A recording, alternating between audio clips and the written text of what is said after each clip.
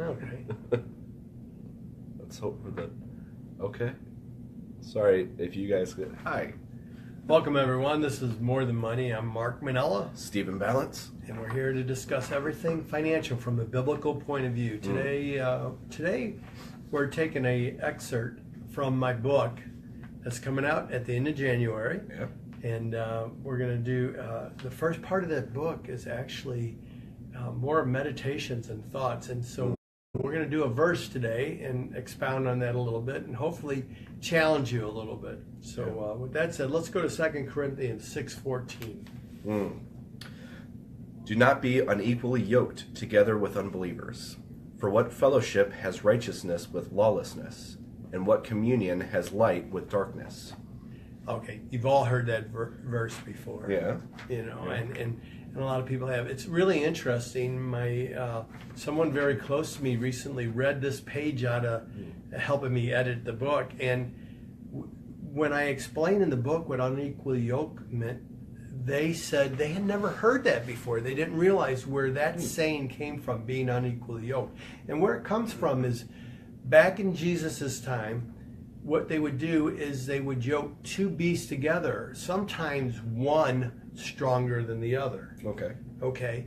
And what would happen then is one beast would have to either walk faster or work harder than the other because the other one might be stronger, or actually pull down the stronger one. For example, maybe they put a small bull with a large bull to plow a field, or maybe they put a strong horse with a weak donkey to pull a cart. Okay. And in doing so, what happens is the beasts both of them have undue burden then, because they're each differently matched but yoked together, and it either causes a real struggle of the cart or the plow to be pulled off track, or undue burden on one or the other or both of the beasts. And so that's where the whole idea of that came from. The idea that we shouldn't be, as believers, unequally yoked with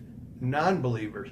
And unequally there, usually the interpretations I heard mean that with the unbelievers who have more strength and more power to that you have to keep up with or be dragged into their direction. Does that make sense? I think so, yeah. So, but most of this, you're talking a little bit relationally. How does that work with other aspects of our lives, like business and, Well, today, unequally yoked is used often in business because of the contracts.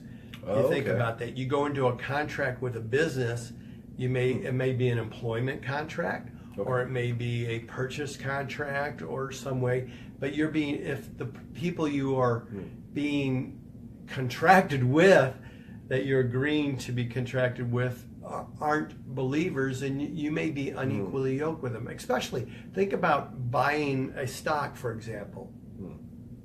When you purchase a stock, you're becoming an owner of that company, and you may be like 1/1,000,000th of an owner, or 1/300,000,000th of an owner, and you may not have a lot of rights in your ownership over those big investors or the corporate investors, the CEOs, and the board of directors who own most of the stock. So you are unequally yoked with the other partners in that company. And in being so, unfortunately today, think about a small partnership, like maybe going into business with somebody, you're a believer, your partner isn't. Even if you're 50-50, one or the other of you your values are going to clash eventually. And one or the other of you are going to be pulled off value then, off the path that you believe you should be taking as a business owner. Unfortunately, what I've seen is generally it's the Christian who is being forced somehow to accept compromises in their values of how they do business, especially when it's with a larger corporation and you own almost nothing comparatively in stock.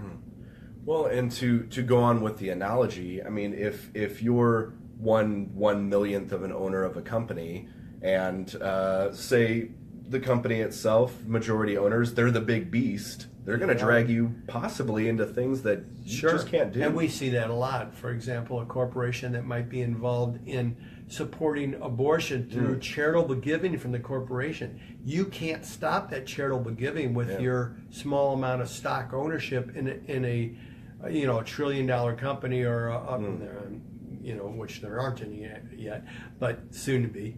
But multi-billion-dollar corporation where you own maybe at most a few million, but maybe even just a few $1,000s of that company. So you're not going to have the right or the power to say, I don't want us to give our corporate earnings to an organization like Planned Parenthood. You won't be able to stop that. So you will be dragged, because you're unequally yoked, into the values of the majority stockholders. So then we've talked a little bit about the stuff that you don't want to be involved in, being unequally yoked. How, as the viewers might imagine, how can you be equally yoked then? What's the solution to this? Well, there's multiple solutions, but the primary one is, first, consider when you purchase stock what the values are and what the products are. How do they promote, and what do they promote, and how do they make their profits? If they're in alignment with you probably aren't unequally yoked, because you're moving in a direction. If they're not, then why would you want to purchase a stock in something, become an owner in something that isn't in alignment with who you are? And your beliefs, your biblical beliefs. That's why investing with biblical integrity comes into play. We know from God's word, he wants us to act on love. He wants us to care for people. He doesn't want us to use and abuse them. We want to provide, any company we're invested in should be providing services and products that enhance people's lives, and do so without harming or abusing that person. We don't want false advertisement. We don't want to lie to people. We don't want products that cause people to get addicted or actually harm others. So when we move into buying stocks, if God has blessed you abundantly to have access left over to be warehousing and preparing for a future, either for your family or even to help others, then you want to invest in a fashion that's in alignment with his bottom line of love, of caring for people, and make sure that the companies that you're investing in are doing the same. And you can do this by getting a free screening. Integrity Investors will screen any portfolio. If you have investment, mutual funds, made up of mutual funds, stocks, ETFs, even REITs or international investments, we're happy to screen that for free for you. And the whole goal there is to bring awareness, consciousness to you, so you can make sure you're not unequally yoked. That sounds good to me. I might take advantage of that. So that offer is always out there, and you can do that by going out to Integrity Investors website. You can input your portfolio there. It'll be screened for you and emailed back to you, and then you won't be bothered anymore unless you want help with realigning that somehow. Okay. And with that said, I just really want you to consider, if you have little or no say in what you're invested in, what they do, how they do it, and their values are different than yours, why would you want to be there? And if you don't know if they are, if you don't know how they're profiting or what they're promoting, let us do that for you. Let us take that burden off, so you can now align your investments with God's directives through his word, and invest with biblical integrity.